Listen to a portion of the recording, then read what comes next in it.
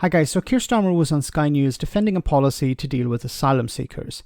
But while Labour doesn't give many details, it has created a gap for the Conservatives to inject their own lies and misinformation. This has meant that Labour need to regain the initiative and better sell their plan.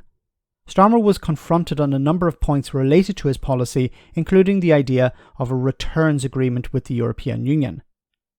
Now, while he did call the Tories out on their rubbish, I don't think he filled the gaps that still remain. Have a listen. You think that you can strike a deal with the EU. An EU diplomat told the Times this week there is absolutely no question of us helping the UK until we've put our own house in order. Starmer is deluded if he thinks that European governments, who are under much more pressure on asylum and migration than Britain, are going to come to his rescue. They are not going to come to a deal. They have tried for the last 7 years to come to a deal within the EU. Why would you be more successful? Well, Trevor, obviously, I and everybody else has to answer the question, which is, you stop them coming in the first place where you can by smashing the gangs. You process the claims because it's ridiculous to keep people in limbo at £2 billion a year to the taxpayer. And then the question comes, what do you do with those people whose claims fails, and how do you get them out of the country and return them as quickly as possible? The answer to that, and I'll directly take on your question, is first, you don't need a returns agreement to return people to their country of origin. And if you've got safe countries that they can be returned to, let's say Albania or India, then we can simply get on with that with a fast come down 90% already. That's an example of the sort of agreement that can be struck. More of those can be done around the world, so you don't need a formal returns agreement. I'm not going to pretend that a returns agreement with those third countries isn't helpful. Of course it is, and we would seek to strike them.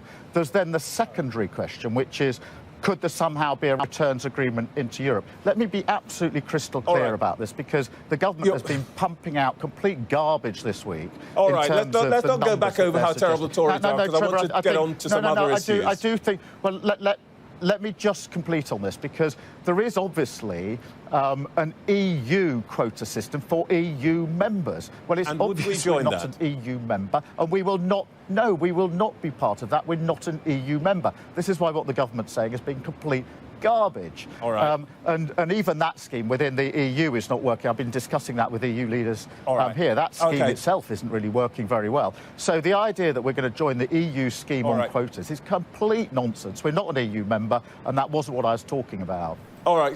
Okay. So at first he responded by saying that what we're going to have is we're going to deport people to safe countries like Albania and India. Can you do that? Is it possible? Like, the agreement with Albania, I would presume, is with Albanians. So people coming from Albania would be returned to Albania. But if there are people coming from Eritrea or other African nations or Syria, what is the agreement there? Now, so I don't know, and maybe my question is not a legitimate one. The other point he raised was, what we're going to do is smash the gangs. How do you achieve that? Because it's one thing, the UK government saying, we're going to smash the gangs. And of course, the Tories have used the same rhetoric as well. We're going to destroy these criminal gangs that are sending people across the channel. But the only way you achieve that is working with the European Union. Now, Brexiteers and the hard right don't want to work with the European Union. They're completely against the idea of any sort of cooperation with the European Union on this. They say the European Union has failed. Why should we have cooperation with the European Union? Of course, the gangs are in the European Union. They're in France, they're in Belgium, they're in other European states. So you have to work with the European Union members, or you have to work with the European Union if you want to crack down on these gangs. But it's not something the British government can do. It relies on the police in those member states.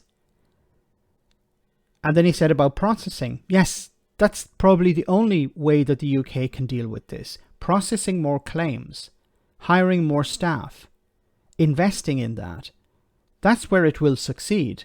Not crushing these gangs, because how many times have we said, if you really want to destroy these gangs, you take away their business model, you create safe routes.